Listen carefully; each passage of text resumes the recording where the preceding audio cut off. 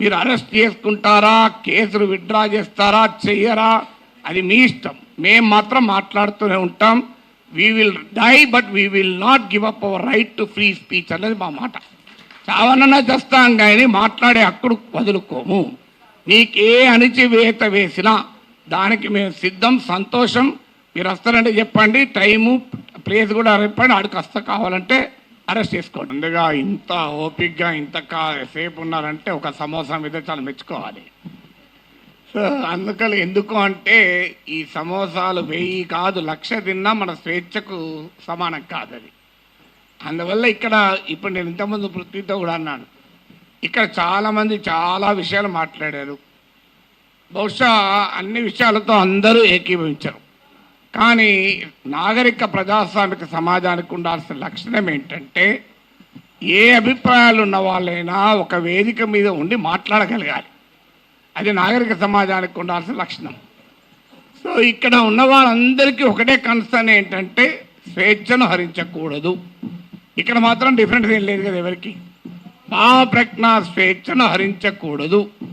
భారత రాజ్యాంగం కల్పించిన ఆర్టికల్ 19(1)(a)లో కల్పించిన భావ ప్రజ్ఞా స్వేచ్ఛను హరించకూడదు. హరిస్తే ఏం చేస్తారు? కేసులు పెడతారు. నేను అన్నాను అరెస్ట్ చేస్తారని భయమా సార్ అన్న. భయం ఉంటే యాంటిసిపేటరీ బెయిల్ పోతాను, నేను పోలే కదా అన్న. ఇంతవరకు యాంటిసిపేటరీ బెయిల్ పిటిషన్ వేయలేదు, వేయను కూడా.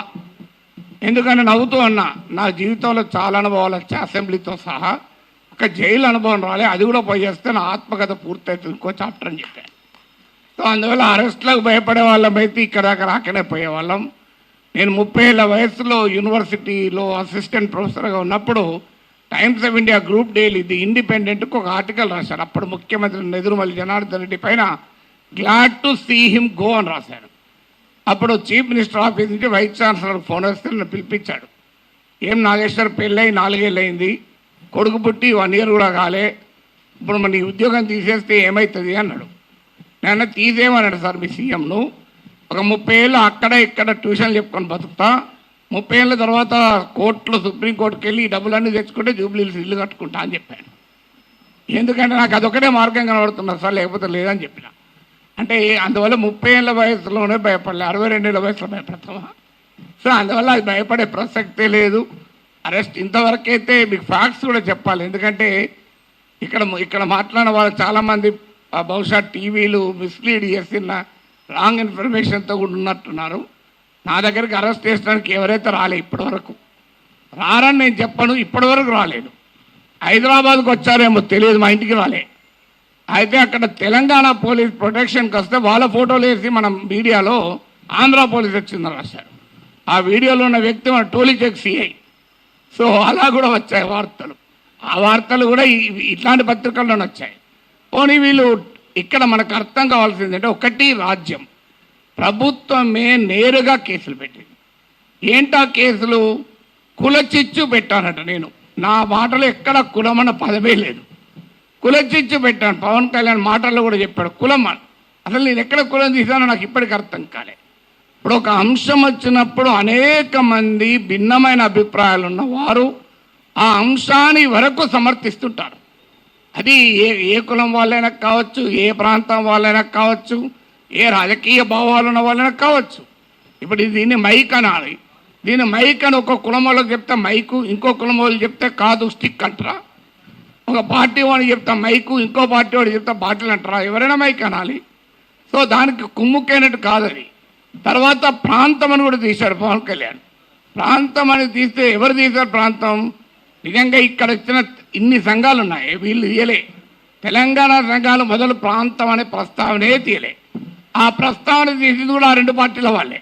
నువ్వు తెలంగాణ వాడివి, ఆంధ్రప్రదేశ్ రాజకీయాల గురించి ఎట్లా మాట్లాడుతావు? అయ్యమ్మ నేను అమెరికా వాడిని, అక్కడ ఓటర్నా, ఆడ మాట్లాడుతున్నా కదా. ఇరాన్ పైన మాట్లాడుతున్నది ఇరాన్ ఓటర్నా? ఇది ఎక్కడ సిద్ధాంతం అయ్యా? మీరైతే ఇక్కడ ఇల్లు కలిగి ఉంటారు, ఆస్తులు కలిగి ఉంటారు, మేము మాట్లాడకూడదంటే ఎట్లా? తెలంగాణలో ఉన్న పుట్టినవాడిని కనుక తెలంగాణ వాడి కనుక మాట్లాడద్దంటే ఎట్లా? అంటే కులం తీసింది మీరు, ప్రాంతం తీసింది మీరు, మళ్ళీ మమ్మల్ని కులము ప్రాంతం తీశారంటున్నారు. ఎంత ఆశ్చర్యం చూడండి. ఇక అది కులం చిచ్చు పెట్టారని కేసు పెట్టారు. అక్కడ కులం ప్రస్తావన కూడా చేయలేదు నేను. ఇంకో కేసు ఏంటిది? ఈవెన్ నోటీస్ ఇవ్వకుండా కూడా అరెస్ట్ చేయొచ్చు 3 ఏళ్ళు. ఏంటది అంటే అల్లర్లు సృష్టించేదానికి పనిచేశారట. నేను ఇప్పుడు ఈ ఇన్సిడెంట్ జరిగి 10 రోజులు అయింది. ఎక్కడ అల్లర్లైంది? 2 దోమలు కూడా ఎవరు చంపలే, 4 ఈగలు కూడా చంపలే. అల్లర్లు ఎక్కడైనాయి? పోనీ ఏమన్నా 2 కుక్కలు కొట్లాడుకున్నాయా? అరే ఏమో ఏంది ఇది? మీకు అల్లర్లు సృష్టించారు. అదే కాదు, ప్రజా జీవితాన్ని అల్లకల్లోలం చేశారట. ఒక కేసు జోకేంద్ర వాళ్ళు పెట్టిన కేసులు మనకు నవ్వొస్తాయి. మీరు ఎంతమంది చూశారో తెలియదు నాకు. ఎఫ్ఐఆర్లు ఆ సెక్షన్ నేను చూస్తే ఆ లాలోనే ఉంది, this section is not applicable for words అన్నాడు. మరి నేను వర్డ్స్ కాకపోతే ఏం మాట్లాడినా? బాంబులు వేసినా? ఇంకో దగ్గర this section is not applicable to the statements అన్నారు. మరి నేను మాట్లాడేది వర్డ్ స్టేట్మెంటే కదా. అంటే అప్లికేబుల్ కాదని చట్టంలో ఉన్న కేసు పెట్టారు. ఇక చూడండి, ఇక్కడ మనకు అర్థం కావాల్సింది అంటే చాలామంది మిత్రులు మాట్లాడారు, నేను మాట్లాడిన అంశం అసలు ఇష్యూనే కాదు, అది ఇష్యూనే కాదు. నన్ను కులం అన్నారు. ఇప్పుడు ఇంతకుముందు విమలక్క గారు చెప్పారు, నేను ఏ కులంలో పుట్టాలనే హక్కు నాకుంటే, అది అవకాశం నాకుంటే అది నేను డిసైడ్ చేసుకుంటాను. ఎక్కడో చోట పుట్టిన తర్వాత ఎక్కడున్నాం అనేది పాయింట్ కదా. చిన్నప్పటి నుంచి అణగారిన కులాల కొరకే పనిచేసాను తప్ప అణగారిన జాతుల కొరకు వర్గాల కొరకే మాట్లాడాను. ఇక్కడ కాదు, ప్రపంచంలో ఎక్కడ అణచివేతుంటే అక్కడ మాట్లాడాం. ఇక్కడ కాదు, ఏ వెనుజులాలో నా కులం ఉందా, నా ప్రాంతం ఉందా? వెనుజులాలో అణచివేత గురించి, క్యూబాలో అణచివేత గురించి మాట్లాడాం, కొలంబియాలో మాట్లాడాం. అక్కడ ఎవరి కులాలు ఉన్నాయి, ఎవరు ఏమున్నాయో మాకు. సో ఎక్కడ అణచివేతుంటే అక్కడ మాట్లాడతాం. సో అందువల్ల ఇక్కడ అసలు విషయం ఏంటి అంటే, ఇంతకుముందు చెప్పారు మన మిత్రుడు రఘు చెప్పాడు, అసలు విషయం ఈ ఇష్యూనే కాదు. ఇష్యూ ఏంటి? ఆంధ్రప్రదేశ్కు విశాఖపట్నానికి రైల్వే జోన్ ఇచ్చాడు. ఆ ఇచ్చినట్టే ఇచ్చి ఆదాయం వచ్చే కిరండాల్ కోరాపుట్ లైన్ తీసేసి ఇచ్చారు. ఆ లైన్ను ఒరిస్సాకు పంపించారు. ఆంధ్రప్రదేశ్లోని ఒక్క రాజకీయ పార్టీ అడగదు. నా పైన గంట సేపు డిబేట్ పెట్టే టీవీ ఛానల్ కూడా అడగవు. విచిత్రం ఏంటంటే, అయ్యా మరి ఈ రైల్వే జోన్ ఇచ్చారు, ఆదాయాన్ని ఇచ్చేదాన్ని తీసుకెళ్ళి ఒరిస్సాలో కలిపారు, ఇది అన్యాయం కదా అని ఒక్కరు అడగలే. నాగేశ్వర్ పైన 1 అవర్ డిబేట్ పెట్టిన వాళ్ళకు ఆంధ్రప్రదేశ్ ప్రజల కోసం అవసరమైన ఈ ఒక్క టాపిక్ మీద ఎందుకు డిబేట్ పెట్టరు? ఆన్సర్ లేదు.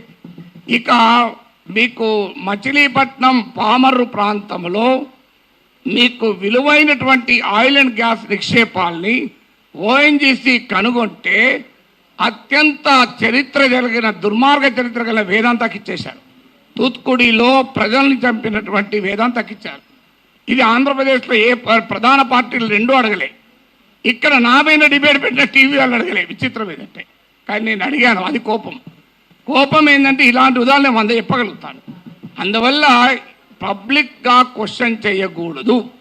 అందువల్ల ఒక్కసారి బెదిరిస్తే దాన్ని డాక్ట్రైన్ ఆఫ్ చిల్లింగ్ ఎఫెక్ట్ అంటారు.